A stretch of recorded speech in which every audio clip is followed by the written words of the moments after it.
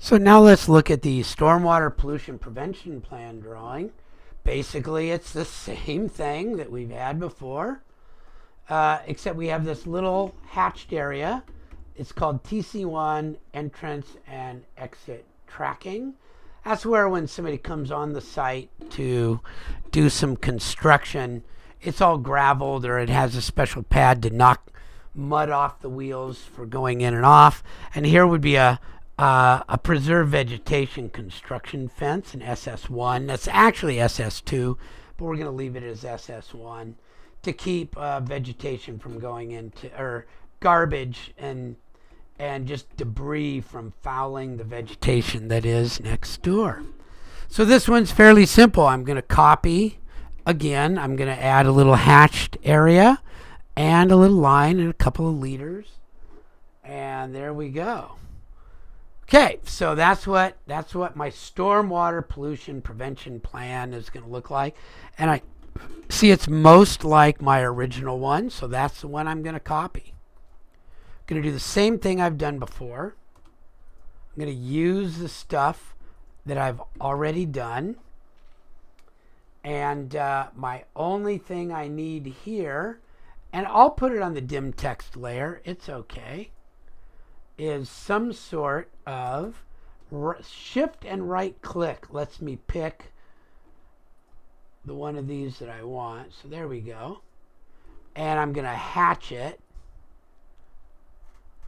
I'll use this, just this ANSI 31 hatch. And see how it's really red? The scale is really compressed. 10 looks good. And then I just need some sort of a line over here, but I think I'm going to make that line look like a setback. I'm just going to show that there's some sort of a fence along there. There we go. Now I'm ready for my stormwater pollution prevention plan. So let me do the same thing I did before. I'm going to take all the stuff that I think I can use, the viewport plus everything that I drew, and I'll do a clipboard copy, come over to here, right click, clipboard paste, and kind of match that up. And now, of course, from my paper, I'm going to unlock it in the model, hold my scroll wheel down, and move across again until I'm pretty well lined up. And I might get closer than that, but I think that's probably going to be pretty good. Now I have a few things to get rid of, as you can see.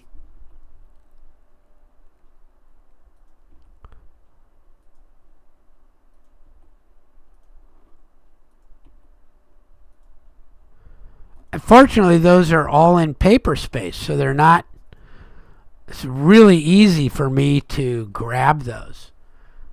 So now it's time for a leader.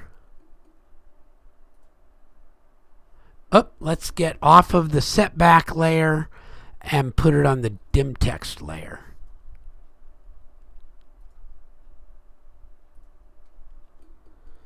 Probably all caps, TC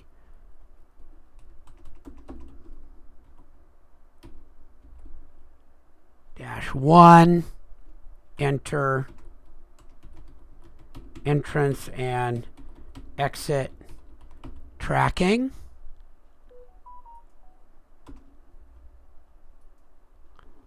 And I didn't do a very good job typing that. And this one says SS1. I'm going to stay with that. I know that that's actually not the right number. It's SS2 if you go to the book, but that's what the drawing called for. So SS-1, and that's preserve vegetation. Enter. construction fence. Just click outside of it. There we go. So that's not too bad at all. If you follow this process, it comes along pretty quickly and pretty easily. However you get it done is up to you, except the important thing is all of the annotations belong in paper space. All of the model stuff belongs in model space. Okay, so we're coming along. We're getting it done. I now need to do this one.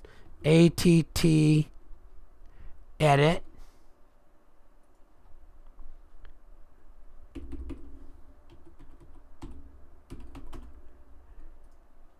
And again, class name and number, DESGN 301. Give it a date. Give it some initials. And this one is SWPPP.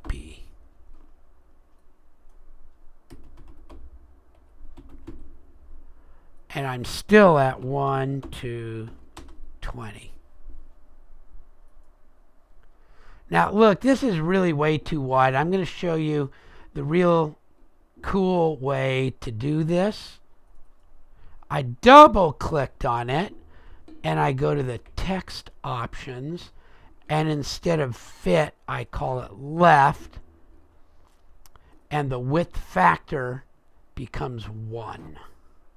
So I do have control over this if it comes out looking really goofy.